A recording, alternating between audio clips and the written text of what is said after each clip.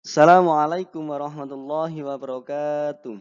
Alhamdulillahirabbil alamin wa bihi nasta'inu ala umurid dunya waddin sayyidina wa maulana Muhammadin wa ala alihi wa sahbihi wa barik wa salim. Rabbis rohli sodari wa yasirli amri wahlul 'uqdatam min lisani yafqahu qawli amma ba'du. Alhamdulillahirabbil alamin. Pertama-tama dan yang paling utama, marilah kita senantiasa untuk selalu bersyukur kepada Allah atas segala nikmat dan karunia-Nya. Karena apa? Karena kita masih diberikan kesehatan oleh Allah sehingga kita dapat berjumpa kembali di pembelajaran PAI dan Budi Pekerti kelas 8 SMP Negeri 1 Malang dalam keadaan sehat walafiat tanpa suatu halangan apapun. Alhamdulillahirabbil alamin, anak-anakku yang dimuliakan oleh Allah Subhanahu wa taala. Sudah kita ketahui bersama bahwasanya kita sedang dilanda suatu bencana yang mendunia, yakni bencana COVID-19 yang sedang merajalela di sekitar kita. Oleh karena itu, marilah kita senantiasa untuk selalu menjaga kehidupan kita, selalu menjaga, berikhtiar untuk menjaga diri dan menjaga hati kita dengan cara apa? Kalau pemerintah sudah menganjurkan, ya, pemerintahan sudah menganjurkan untuk cuci tangan dengan sabun dan air yang mengalir, jaga jarak, pakai masker. Nah, Islam sejak dulu kala sudah dicontohkan oleh Nabi Muhammad SAW untuk selalu menjaga diri dan menjaga hati kita. Kita sudah dicontohkan oleh Nabi Muhammad SAW untuk selalu menjaga hati dan menjaga diri kita. Bagaimana cara menjaga diri kita, yaitu selalu menjaga kebersihan dan kesucian diri kita. Sejak dahulu kala Nabi Muhammad SAW telah mengajarkan kita agar selalu menjaga wudhu kita. Daimul wudhu, selalu menjaga wudhu kita agar kita selalu bersih dan suci. Nah, agar nantinya kita tidak terjangkit penyakit-penyakit yang membahayakan diri kita sampai juga dapat meninggalkan kehidupan kita. Baik anak-anakku yang dimuliakan oleh Allah Subhanahu wa taala, dalam pertemuan yang pertama kali ini di pembelajaran PAI dan Budi Pekerti kelas 8 SMP Negeri 1 Kota Malang. Di awal pertemuan kali ini Bapak akan mengenalkan diri Bapak, ya. Di awal pembelajaran ini, pembelajaran daring di era pandemi COVID-19, perkenalkan, ya, nama saya Alvan Afrik Rizal. Sudah kenal semua? Nah, dulu kelas 7 kalian diajar oleh Pak Wahyu, guru besar SMP Negeri 1 Malang. Nah, sekarang ketika kalian naik ke kelas 8, ya, sebelumnya saya ucapkan untuk anak-anak yang sudah naik jenjang ke kelas 8 di SMP Negeri 1 Kota Malang. Selamat berproses, selamat belajar. Mari kita belajar bersama di kelas 8 ini. Kalian akan belajar bersama dengan saya, yaitu nama saya, perkenalkan, nama saya adalah Alvan Afrik Rizal. Ya, nama saya, ya, ini adalah kurikulum vitae. Saya bernama Alvan Afrik Rizal, biasa dipanggil Pak. Ya, benar. Dipanggil Pak Alvan. Tempat tanggal lahir saya kelahiran Sidoarjo, tanggal 27 Desember 1991. Alamat saya yaitu di Jalan Cakalang nomor 2B, Polowijen, Blimbing, Malang. Ya, silakan ketika mau ke Surabaya atau dari Surabaya, ya silakan mampir di kediaman saya. Ya, gubuk saya berada di Blimbing di bawah flyover Arjosari sebelum Arjosari itu. Oke, ini adalah nomor HP dan WA saya. boleh dicatat kalau ada pertanyaan atau komunikasi biar lebih memudahkan. Dan jangan lupa untuk like, comment, and subscribe channel saya biar lebih semangat lagi untuk membuat video tentang pembelajaran PAI. Kita sama-sama belajar. Saya juga masih belajar untuk mempelajari agama Islam ya, dengan saya buatkan channel di YouTube ya. Coba dibuka ya channel saya, silakan di like, comment, and subscribe.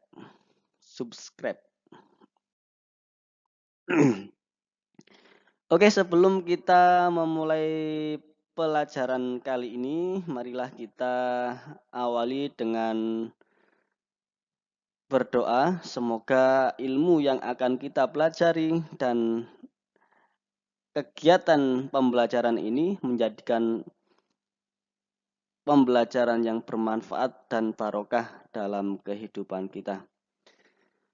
Al-Fatihah. A'udzubillahi minasyaitonirrajim. Bismillahirrahmanirrahim. Alhamdulillahirabbil alamin arrahmanirrahim maliki yaumiddin. Iyyaka na'budu wa iyyaka nasta'in. Ihdinas siratal mustaqim siratal ladzina an'amta 'alaihim ghairil maghdubi 'alaihim waladdallin. Mari kita baca bersama-sama doa sebelum belajarnya. A'udzu billahi minasyaitonir rajim. Bismillahirrahmanirrahim. Ayo bareng-bareng. Asyhadu an la ilaha illallah wa asyhadu anna Muhammadar Rasulullah. Raditu billahi rabba wa bil islami dina wa bi Muhammadin nabiyya wa rasulah. Rabbi zidni ilma warzuqni fahma waj'alni min ibadika sholihin. Rabbi shrah li sadri wa yassir li amri wahlul 'uqdatam min lisani yafqahu qawli. Bismillahilladzi la yadurru ma'asmi syai'un fil ard wala fis sama'i wa huwas samiul alim.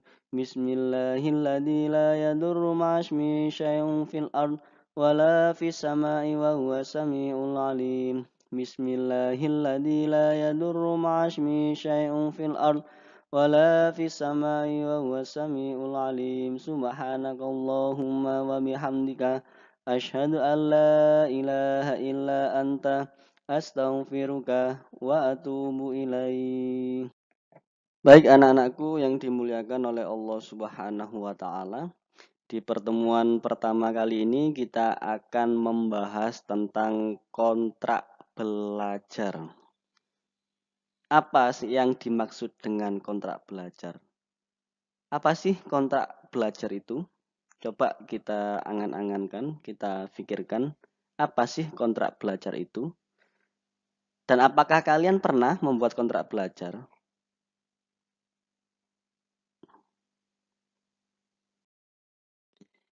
Ya, baik. Kontrak belajar. Kontrak belajar adalah aturan yang dibuat atau kesepakatan yang dibuat antara guru dan peserta didik dalam menjalankan suatu pembelajaran agar pembelajaran berjalan tertib dan lancar. Jadi kontrak belajar adalah suatu kesepakatan yang disepakati antara peserta didik dengan guru agar pembelajaran yang akan dilaksanakan itu menjadi pembelajaran yang tertib dan lancar. Nah, pasti kalian sudah pernah membuat kontrak belajar baik di kelas 7 maupun di pembelajaran yang dengan guru yang lainnya. Lah, ini di PAI kita akan membuat kontrak belajar yang wabil khusus kontrak belajar secara daring seperti ini. Oke. Baik. Kontrak belajar PAI dan Budi Pekerti kelas 8 ya. Ini mari kita sepakati bersama-sama dalam pembelajaran daring kali ini di era pandemi Covid. Pembelajaran kita dilakukan secara daring ya. Kita membuat kontrak belajar yang pertama. Ketika pembelajaran PAI, maka kita wajib menata hati kita atau niat kita. Oke? Nah, jadi ketika mau belajar, ya, mau mencari ilmu, baik ilmu yang berhubungan dengan dunia dan juga lebih khusus berhubungan dengan akhirat, maka kita harus menata hati kita, menata niat kita untuk mencari ilmu yang didasarkan untuk mencari ridha Allah Subhanahu wa ta'ala. Karena segala perbuatan itu tergantung pada niatnya. Innamal a'malu binniyat. Ya, segala perbuatan itu tergantung pada niatnya. Maka hati kita harus ditata, diniatkan, ya Allah, saya ingin mencari ilmu, baik ilmu dunia maupun ilmu akhirat. Lebih khusus ilmu PAI ini harus diniatkan untuk mendekatkan diri kepada Allah Subhanahu wa ta'ala. Yang kedua, selalu berdoa kepada Allah Subhanahu wa ta'ala. Mari kita berusaha untuk selalu berdoa kepada Allah. Segala aktivitas yang kita kerjakan, maka diusahakan kita berdoa. Minimal membaca basmalah. Bismillahirrahmanirrahim. Mau makan, bismillah. Mau tidur, bismillah. Mau ke kamar mandi, bismillah. Lebih-lebih ketika mau belajar, kita harus berdoa. Apa doanya? Nah, ketika di SMP 1 sudah kita laksanakan setiap pagi, lah itu doa setiap pagi itu diamalkan. Kemudian mengikuti pembelajaran dengan baik dan ikhlas. Lah ini agar ilmu kita bermanfaat, maka adab seorang penuntut ilmu itu harus sungguh-sungguh dengan baik dan ikhlas. Sungguh-sungguh kalau mau pelajaran PAI dibaca dulu bukunya, mau pelajaran PPKN dibaca dulu bukunya, ya. Mau pelajaran apapun ya kita harus pelajaran harus belajar dengan baik. Nah, disiapkan buku tulisnya. Kalau sekarang pakai seragam ya, kemudian menunggu gurunya. Nah, itu harus seperti itu menjadi seorang pelajar atau orang yang mencari ilmu dan dengan hati yang ikhlas. Kalau ilmunya pengen bermanfaat, ya hatinya juga harus ikhlas. Kemudian memperhatikan guru atau teman yang sedang menyampaikan materi atau bertanya. Ketika pembelajaran daring seperti ini, maka harus memperhatikan dengan seksama guru yang menjelaskan di aplikasi, teman yang bertanya tidak boleh menggoda atau bersuara yang sehingga mengganggu teman yang sedang menuntut ilmu. Kemudian menyelesaikan tugas dengan baik dan tepat waktu. Ya, ketika pembelajaran sudah usai di era digital seperti ini, pasti kalian akan diberikan sesuatu tugas pekerjaan rumah yang wajib hukumnya untuk diselesaikan. Lah, ini diselesaikan dengan sungguh-sungguh, dengan hati yang ikhlas, tidak ngerundel. Insya Allah nantinya akan menjadikan ilmu yang bermanfaat. Kemudian berakhlakul karimah ketika pembelajaran dan di luar pembelajaran.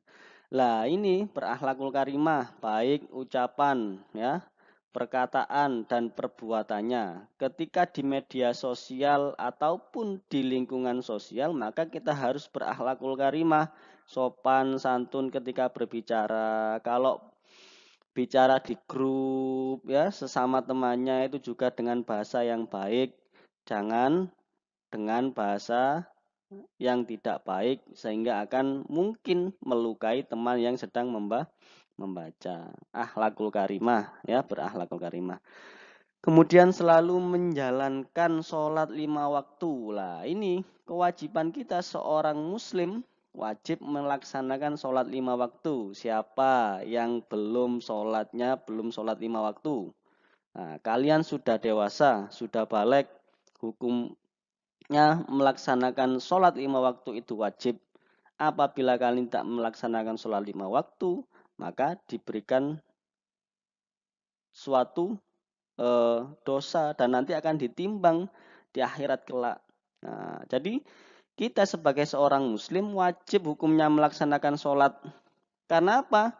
Karena agama ini akan menjadikan ketentraman dalam hati kita, menjadikan suatu hukum panutan yang harus dijalani. Karena Allah Subhanahu wa taala telah mengutus kita atau memerintahkan kita untuk beribadah kepada Allah dengan cara apa? Yaitu rukun Islam, syahadat, sholat, ya, zakat, puasa, pergi haji bagi yang mampu. Lah, sholat ini harus kita laksanakan. Kalau tidak kita laksanakan, maka kita berdoa. Dan sholat ini diusahakan menjadi kebutuhan kita. Jangan hanya menjadi rutinitas yang hanya terlewatkan. Seperti kita makan, kita minum. Kalau lapar ya makan, kalau haus ya minum. Lah ini sholat juga seperti itu, ya. Kita usahakan menjadi kebutuhan. Kalian harus belajar sholat ini menjadi kebutuhan diri kita agar nantinya kita menjadi orang-orang yang terselamatkan baik dunia maupun dan akhirat dan nantinya akan menjadikan ketentraman dalam hati. Diusahakan yang belum ya, sholatnya belum 5 waktu, ayo kalian adalah anak-anak yang soleh dan solehah, pasti bisa akan melaksanakan sholat 5 waktu. Kemudian berusaha membaca Al-Quran dan mengamalkannya dalam kehidupan sehari-hari.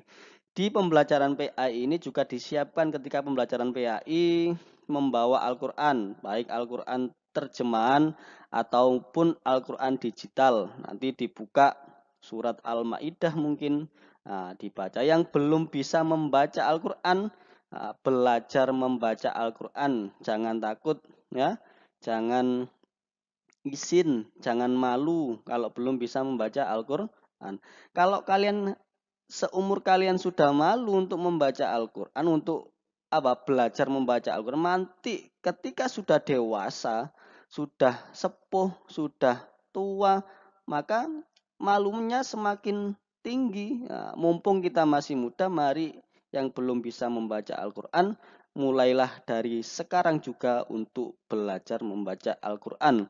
Karena Al-Quran ini adalah pedoman hidup bagi umat Islam.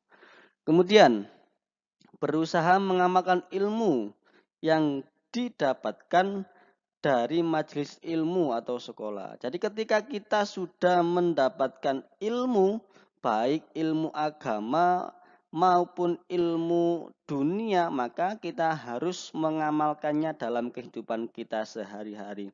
Itu adalah ilmu yang bermanfaat, ya. Anak-anak, jadi kalian ketika seumpama sudah belajar prakarya, sudah belajar IPA, sudah belajar IPS, lebih-lebih belajar agama.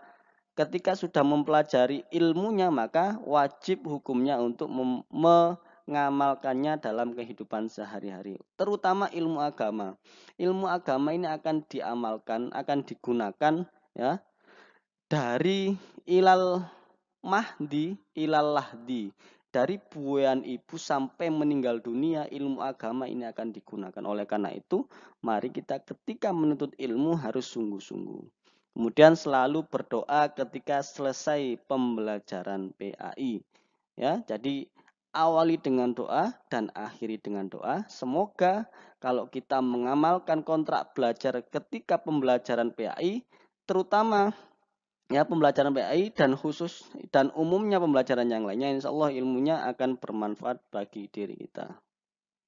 Baik anak-anak yang dimuliakan oleh Allah Subhanahu wa taala. Selanjutnya ini adalah asbabul futuh. Sebab-sebab keterbukaan hati manusia untuk dimudahkan mendapat dan memahami ilmu. Nah, ini kita sebagai seorang yang mencari ilmu, ya, berusaha untuk menjadikan ilmu itu bermanfaat dalam kehidupan kita. Caranya bagaimana, Pak? Nah, ini ada yang pertama, sholat berjamaah. Ya, pertama, melaksanakan sholat 5 waktu diusahakan dengan berjamaah. Yang sholatnya masih bolong-bolong itu harus diperbaiki. Ya, apalagi yang sudah lengkap terus berjamaah, insya Allah akan memudahkan kita untuk keterbukaan hati kita dalam menuntut ilmu.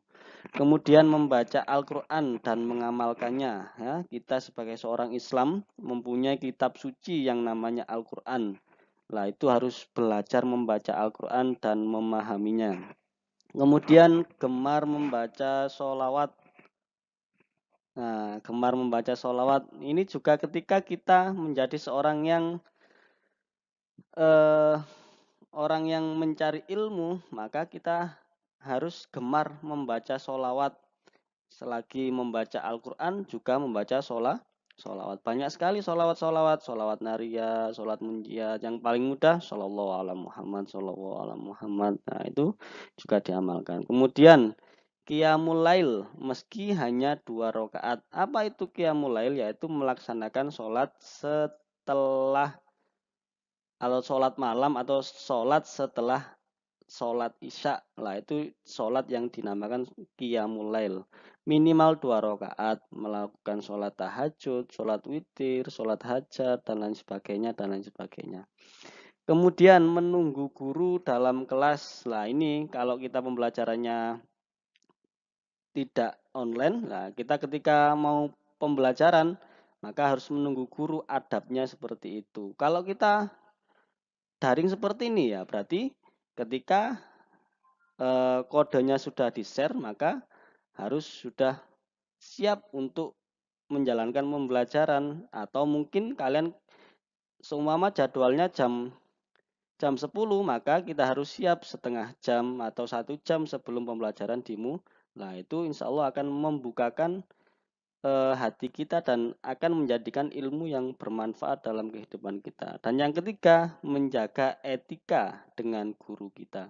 Nah, kita sebagai seorang murid harus menjaga etika kepada orang yang memberikan ilmu kepada kita. Jangan sampai kita bicaranya tidak sopan, kemudian sikapnya kurang baik. Lah, kita harus menghormati orang yang memberikan ilmu kepada kita atau biasa disebut guru. Oke, istiqomahkan ya beberapa hal di atas, insya Allah Allah Subhanahu wa taala akan membukakan kunci ilmu yang kita cari. Ya. Baik anak-anak yang dimuliakan oleh Allah Subhanahu wa taala, selanjutnya ya ini di pertemuan pertama kali ini kita membahas ya materi PAI dan Budi Pekerti kelas 8 semester 1 tahun ajaran 2020-2021. Ini nanti di semester 1 kali ini kita akan mempelajari 7 bab ya, 7 bab. Yang pertama, menghindari homer. Apa itu homer? Nanti kita jelaskan. Minuman keras, judi dan pertengkaran. Kemudian mengutamakan kejujuran dan menegakkan keadilan. Itu bab selanjutnya. Kemudian ketiga, lebih dekat kepada Allah Subhanahu wa taala dengan mengamalkan sholat sunnah. Sholat sunnah nanti kita bahas. Kemudian jiwa lebih tenang dengan banyak melakukan sujud. Nah, itu ada banyak sujud selain sujud dalam sholat wajib, itu banyak. Nah, nanti ada sujud-sujud yang lainnya, sujud tilawah, sujud syukur, sujud sahwi ya. Kemudian hormat dan patuh kepada orang tua dan guru ya. Kemudian meyakini kitab-kitab Allah dan mencintai Al-Qur'an, iman kepada kitab Allah ya. Kemudian rendah hati, hemat dan sederhana membuat hidup lebih mulia. Nah, ini di semester awal ini di pembelajaran daring insya Allah kita akan membahas 7 bab yang ada di pembelajaran PAI dan Budi Pekerti. Baik anak-anak ya, terima kasih atas perhatiannya. Jangan lupa like, comment, and subscribe channel ini agar pembuatan video ini lebih semangat lagi dan semoga bermanfaat dan menjadikan barokah dalam kehidupan kita. Sebelum saya tutup, ini ada lembar kerja siswa yang harus kalian kerjakan. di pertemuan pertama perkenalan kali ini. Yang pertama, tulislah doa sebelum belajar yang biasa kita baca di lapangan basket di pagi hari secara bersama-sama. Ya, tulis Arab di buku tulis PAI. Nah, nanti saya kirim file PDF-nya. Kemudian carilah informasi tentang Khomer dan tulislah pengertian dari Khomer. Nah, pertemuan selanjutnya ini kita akan membahas Khomer, ya, judi dan pertengkaran. Nah, kalian cari informasi pengertian Khomer. Apa yang dimaksud Khomer? Khomer adalah terus macam-macamnya itu apa aja. Kalian cari, ditulis di buku tulis. Melalui apa ya? Melalui buku paket digital, atau nanti kalau kalian sudah punya buku paket ya nggak apa-apa, atau nanti saya kirim buku digital PAI atau dari internet atau YouTube, ya. Kalau kalian mencari dari internet, sertakan referensinya, web atau channelnya. Ya, hasil pekerjaan tersebut ya sementara dikumpulkan berbentuk JPG di grup kelas masing-masing. Diberi nama, nomor absen, kemudian ya, nama, nomor absen, terus kelas. Oke, mungkin cukup sekian dari saya. Apabila ada salah-salah kata atau sikap saya yang kurang berkenan, mohon maaf yang sebesar-besarnya. Mari kita akhiri dengan doa kafaratul majlis. Subhanakallahumma wa bihamdika asyhadu an la ilaha illa anta astaghfiruka wa atubu ilaih. Cukup sekian. Assalamualaikum warahmatullahi wabarakatuh.